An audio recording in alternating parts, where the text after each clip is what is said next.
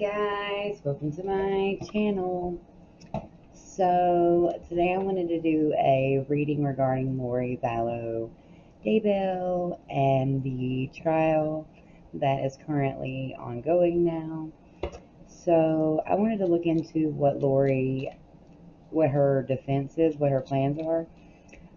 Is she planning on testifying? Try to get some insight regarding that.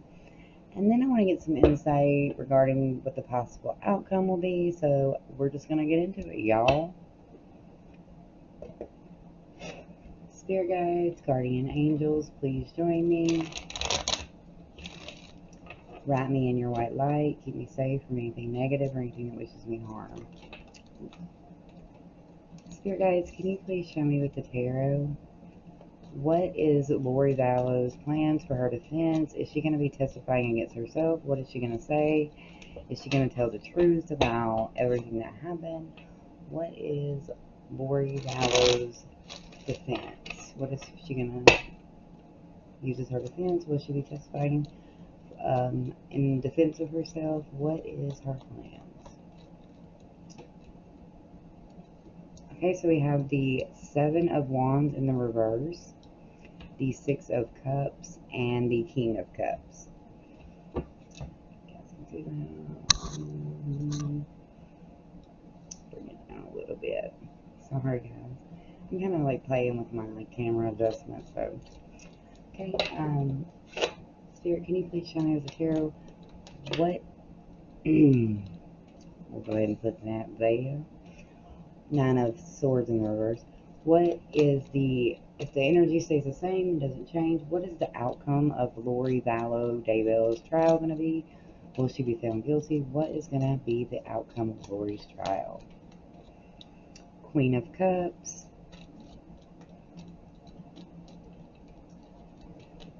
And the Eight of Swords. And on the bottom is the Six of Wands. Okay, guys, so I'm going to take a moment. I'm going to meditate with my cards and get it so that I can get the most insight. Then I'm going to come back and we're going to talk about it before y'all know it. Okay, so the Seven of Wands tells me, or says to me in the reverse position, speaks to feelings of being under attack, or feeling under attack, feeling pressure. A lot of uncertainty is in the air, being manipulated and made to feel as if she were under attack, and there was a lot of pressure to act in order to keep hesitation from occurring. Made it a sense of like urgency and obsessive need, almost, Chad did, for her. It also implies, a sense of anxiety and needing to rush. And the only way to relieve it is by taking action. It also reflects, her being so overwhelmed by the challenges and responsibilities in her life, in her day-to-day life. He made her feel that those responsibilities were hindrances to her, and they needed to be cleared away in order for her to fully connect with her higher mission, which she believed him wholeheartedly. Everything that he said to her, told her, he found the perfect, I don't know how to say it, like the perfect moldable. She was basically someone who didn't know who they were, lacked boundaries, lacked real beliefs, not real beliefs, but had shaky beliefs, was very hesitant to believe and trust in her own self, had a very weak sense of self, that she was easily influenced by him. He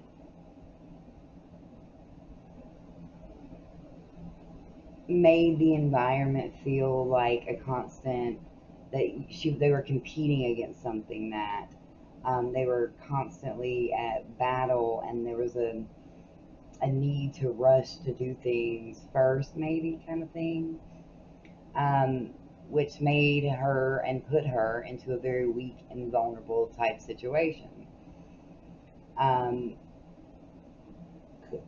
she lost her way due to this constant pressure, which caused her to miss things. Um, she felt like she was seeking advice from an experienced person, she was being healed. This person was helping her. This was for her greater mission. The Six of Cups is the past. An old love, a past lives, connect to past lives. This man, Chad, womanizer, charm, used emotions to manipulate the situation to benefit himself, used past lives, um, and the need to restore things almost to something previous, or to let go of the past in order to find true happiness and build true happiness. It's also a card of children. Abuse is also something that could be indicated there, like childhood trauma. Things from her childhood allowed her, as you see here with the puppets, watching a puppet show. Here's the children watching a puppet show. The puppet master is unknown in this picture. You only see the puppets. She was a viable puppet, and he was the master. So he was able to manipulate her view of the children as a mercy, a charitable act. This is having compassion because, all of the beliefs that he gave her, the show that he put on for her, she wholeheartedly believed. So when things didn't work out the right way, Charles and all of that, and the needing of more money, he manipulated the situation, told her the children were dark. This was a mercy thing. This was cleansing them. This was helping them. This was being compassionate. I don't think that, by the way, I don't think that Lori was participating or did participate in the actual act, as well as another little tidbit that has come through to me multiple times intuitively. Chad and Lori did not bury the children at Chad's house. The kids were moved to this location. A tip was given, which is what led them there, in order to people. This was a group of people, okay? Chad and Lori are just the faces, but there's a multiple people who actively planned, participated. Chad just didn't follow the script. He was greedy, he was selfish, was using these tools that he learned from, allegedly, in my opinion, Julie Rowe, and techniques, and the plan that they made together, they came up with, and used it for his own selfish desires, for immediate gratification. He wanted immediate gratification. He didn't want to be patient. Julie, given her own words in podcast, she says that her and Chad both saw in visions that Tammy Daybell was going to die. They thought she was going to go in a car crash. But then her time was extended, and she came to him again and asked him if he's still seeing it. He said no, she wasn't going to go in a car crash. I think that Julie Rowe's method would have been one where they wouldn't be caught up. It would seem like an accident. There would be no risk involved. So the long patient game. Chad was like, nah, I ain't having that shit. I need this shit now. I need my needs satisfied immediately. greedy man. So as for the outcome, I think that Lori is going to be punished. Nine of Swords in the reverse shows hesitation, like hesitating, questioning, wanting things to be a little bit different, wanting to maneuver things because of the compassion that they feel, given the conditioning. Like there's principles and things of her past that are going to come up that made her vulnerable and susceptible to the manipulation that ultimately took place. And it doesn't absolve her from actual guilt and responsibility in what she allowed to take place and what she participated in herself. It does not at all excuse them, but however, it does help with seeing, number one, compassion, and seeing how this all led in a big congealed ball to the ultimate outcome. How these past things in her childhood that happened bred her to become and to be the way that she was then. And it is mental issues based from trauma and other experiences that happened to her. I feel that she will be in prison, but I feel like it's going to be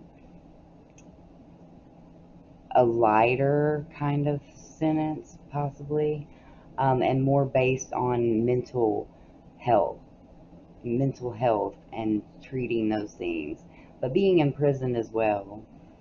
But there's possibly an end date to that. It's not like a life type situation.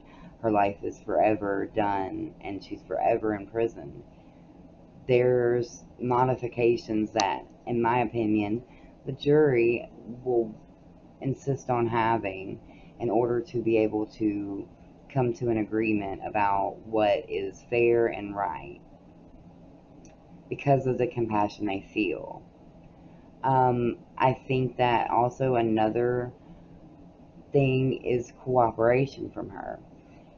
She cooperates with them and is forthcoming and helps to ensure, because I feel justice will be served, ensure that it is fairly doled out to everybody who deserves judgment from the situation or had a hand or knowledge. And I think that she will eventually do that. And I think that justice will be well served and things will be made right. And that is what I see. Let me know what you guys think. Love ya.